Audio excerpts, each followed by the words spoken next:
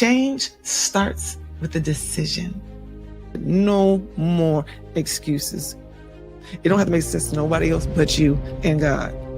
Everything that makes you you is why you're so important. Your strengths are the keys to the doors that, guess what? Only you were meant to open. We're going to use this 30 minutes to get some stuff done. We're not wasting no more time. There's so many things to do, accomplish, and to grow and build. You don't have to do everything on your own. Join us every Tuesday at 12 noon Central Standard Time. We are not moving forward to this next level in doubt or confusion. This is not included. This is Penny Owens, founder of Penny Owens LLC, a leadership empowerment consultancy where we are on a mission to empower professionals, small business owners, and corporate teams to live and lead in their authentic purpose, starting with the hearts of leaders and expanding to their teams, environments, and the communities that they influence.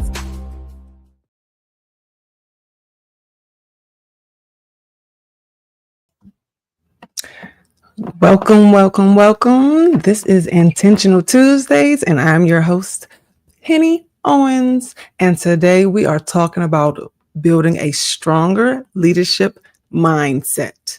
Okay. And I'm not talking about the kind that you're used to hearing about, what the world is telling you that this is what leadership means. Not at all. I'm talking about the one that is grounded in spiritual truth and divine power. Yes, the ultimate, because God's not playing with you and he is not playing with me. So we are going to make sure that we get this thing done the right way, because he is calling us to be higher.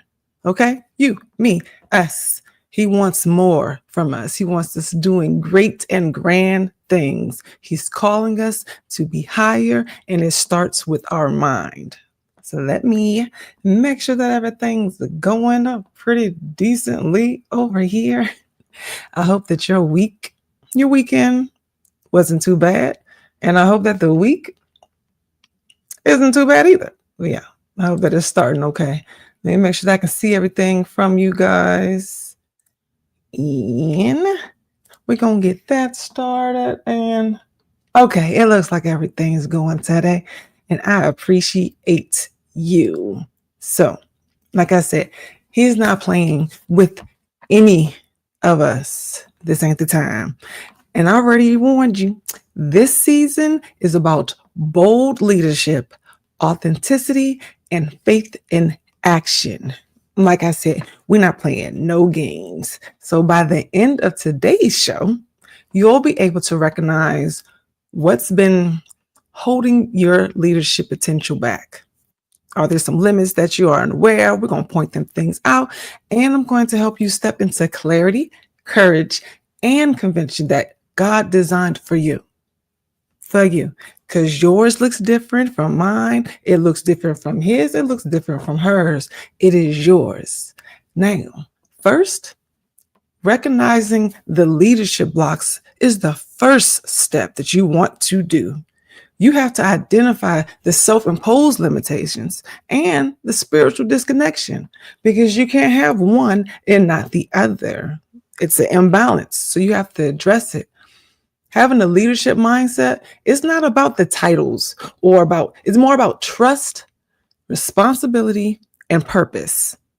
Yes, there's more to it. I remember when I first started my coaching.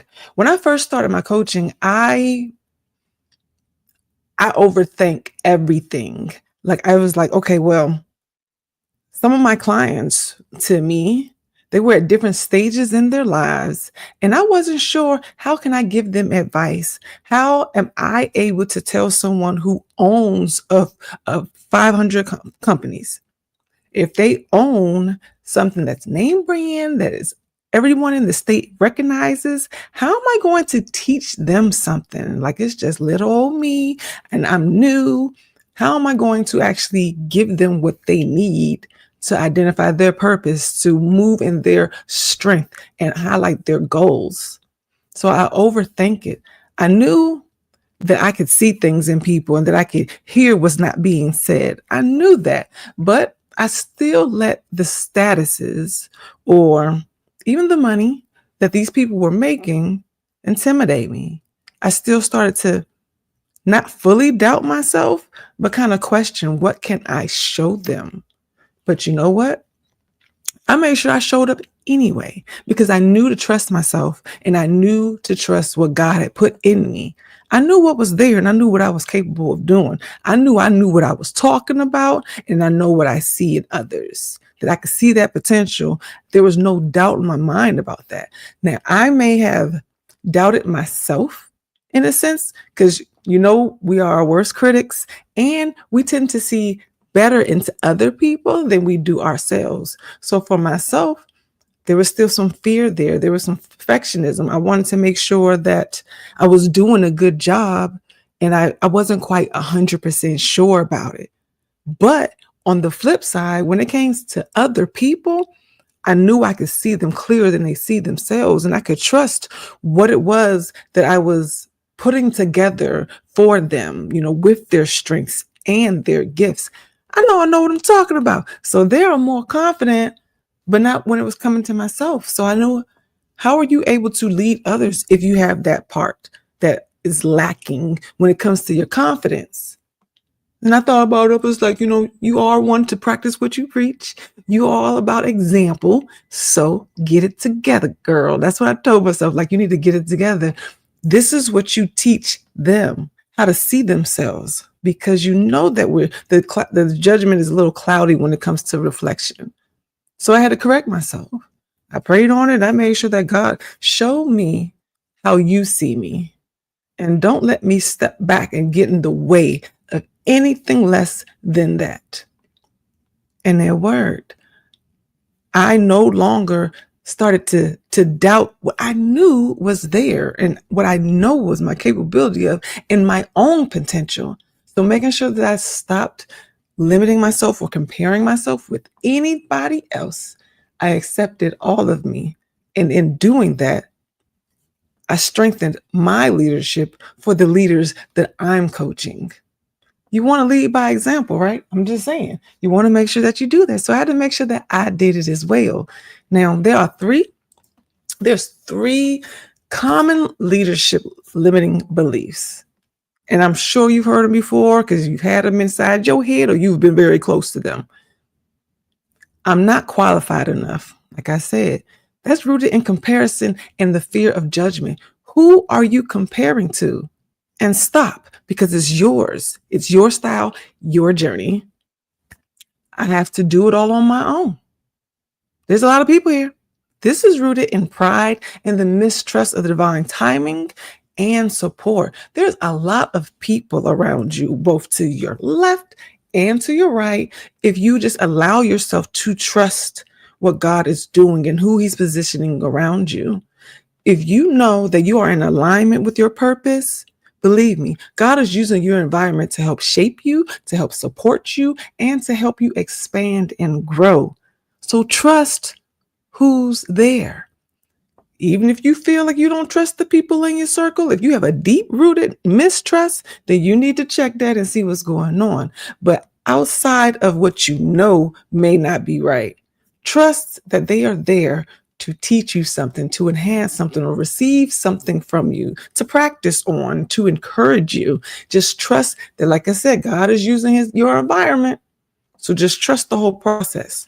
If you know that you're in alignment, trusting God is strong. So you want to make sure that you do not fall into old thinking patterns of limitations, even if it challenges you to trust the unknown and the stranger, because there's a lot there. There is a lot there. Now, if I slow down, I'm going to fall behind. This is rooted in scarcity and it's a disconnection from spiritual flow. You don't have to rush with anything. When you trust that God is going to show up for you in all the different areas, he does not want you burnt out. He does not want you tired. Therefore, work to a point and then stop. And trust that you will remember where you left off, that the world is on pause until you are ready, that the people who are supposed to see or be around or receive what it is that you can do at this point, that they're there. And as you move, your audience will grow, your customers will grow, your capabilities are going to grow. But don't rush, don't push yourself, and do not stress yourself trying to reach towards this perfection that doesn't exist. You are always going to be in a place of learning. Therefore, life is a full blown learning curve, period. Accept it and just deal with it. You do not have to hurt yourself in the process. Like my work steps that states, empowerment over sacrifice. You do not have to sacrifice your mental health, your emotional health, your physical health, your well-being, the neglect of the things that are important to you or the people that are important to you. You don't have to do that. Yes, there are certain things that you may have to be uncomfortable and have to push through for success, but it should not be imbalanced. So just let that go. Let it go at all. Let all of it go because it's not correct. There's a way that you can do it that's healthy for you. That part, trust God is not going to set you up. So don't stress yourself because I'm telling you, no one else is stressing you but you. So calm that thing down so that you don't have to burn out and fall over right there when you hit the peak. Your leadership doesn't depend on perfection. It depends on your alignment. Okay? Okay? Because that's where it is. Now, the second thing. Transforming the limiting beliefs into divine truths. Like I said, stop listening to the lies and know what you know. Not what you think, but what you know. Reframing your thoughts through spiritual grounding and purpose, it allows you to know where you are versus wondering and being unsure. So allow me to guide you through a leadership mindset reframe. It's a reframing exercise. Now, take a deep breath. You can leave your eyes open or closed. It's up to you. Now, identify one belief that's been keeping you small and ask yourself, where did that belief come from? Is it rooted in fear or in faith? Because those are two different things, but only you can answer that question. Be transformed by the renewing of your mind. Romans 12:2 teaches the power of mental and spiritual recalibration because you need both of them. They work together hand in hand simultaneously. Speak life into your thoughts. Replace I can't with though through divine wisdom, I can do everything. Like you need to understand that this is not something that just because you can't right now does not mean that you will not be able to moving forward. It means that there's something that you have to learn. It means that there's something you may have to practice. Maybe there's some more questions that you need to ask. So I can't.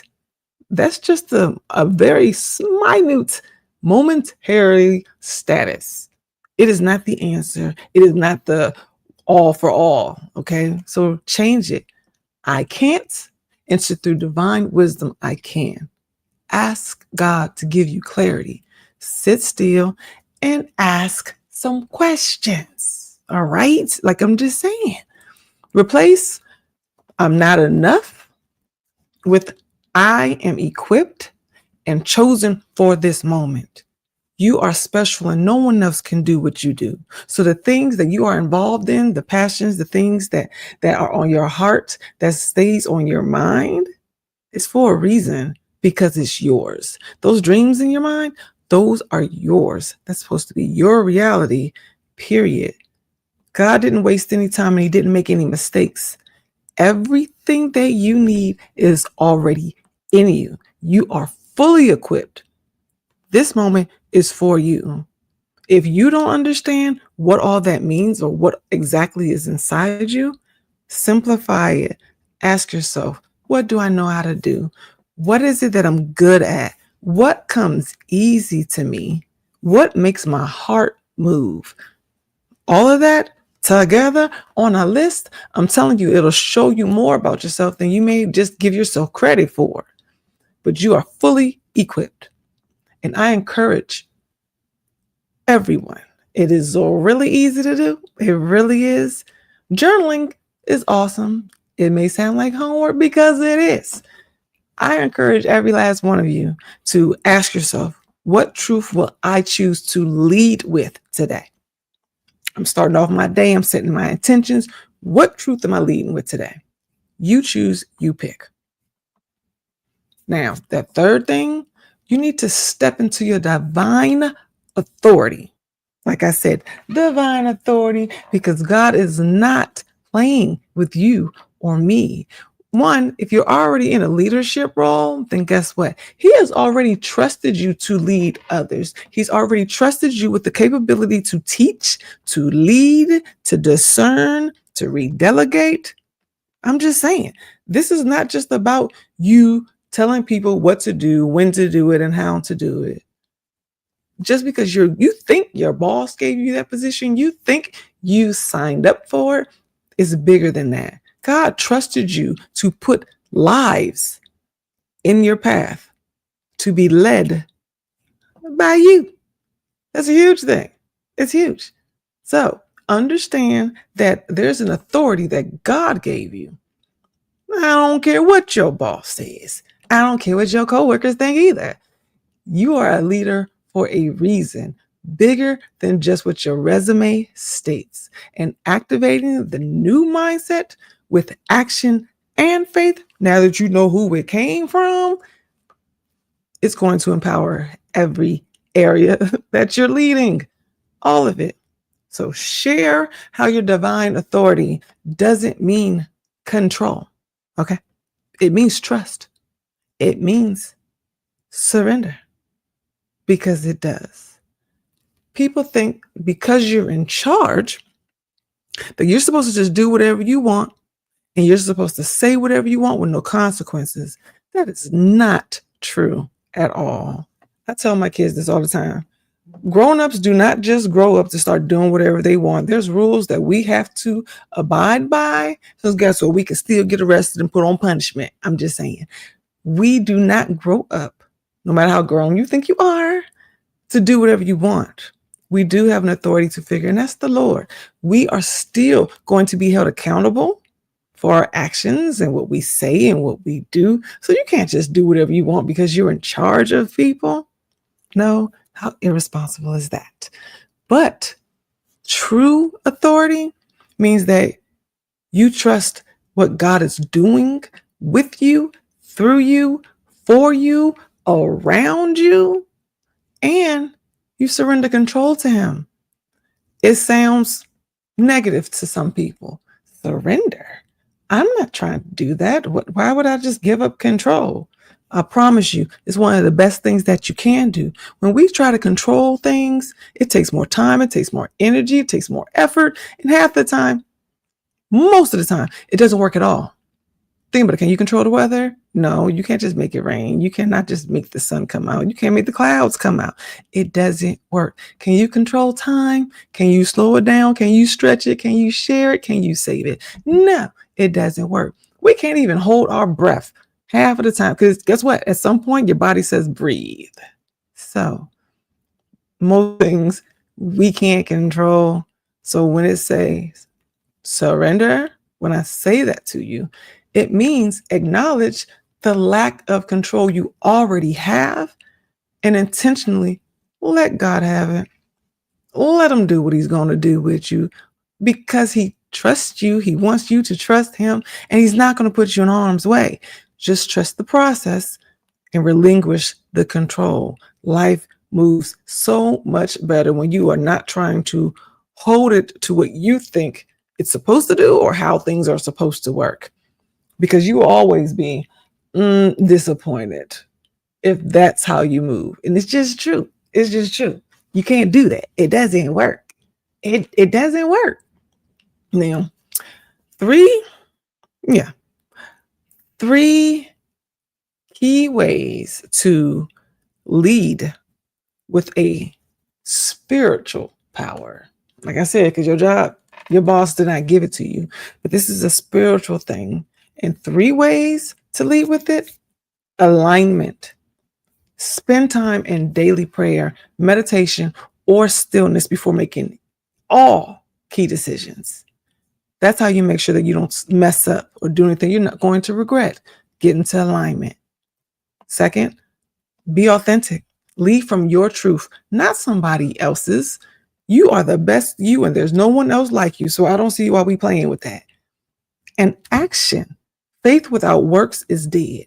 So take the next step that you know is right. The next step that's right for you. Even if you think that it's small, it's not that small at all. If you know that this is going to get you closer to your goals, take the step.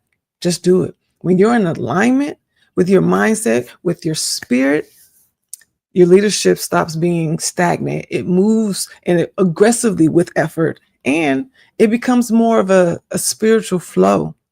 It moves smoother, and you can kind of predict and function better in it. You don't have to overthink and be all worried and concerned. You don't have to do that. Now, we want to make sure that you activate this leadership mindset. So I'm going to give you a little bit more homework. I told you that I like journaling. So why are you surprised? I like journaling. So with this one, what beliefs are you ready to release today? Right now. And what divine truth will you live through instead? Okay. So it's not that hard. Just make a new decision. Let one go, let one in. And this week's affirmation will be, I am a purpose-driven leader guided by divine wisdom. My thoughts, words, and actions are in harmony with my highest calling. Okay, we're not doing anything less. If today's episode resonated with you, share your breakthrough in the comments below, down there, or tag me on Instagram at _Penny Owens. Okay, let's rise together, y'all, as spiritually grounded leaders, creating the ripple effects of purpose and empowerment. Because like I said, he's not playing with you. He's not playing with me. And remember, your purpose, yours, is your calling. It's not just something to do while you're here. Your purpose is your calling. So don't just lead intentionally. Do it on purpose. Why not? Why not? So I will see you guys next week on Intentional Tuesdays. Bye.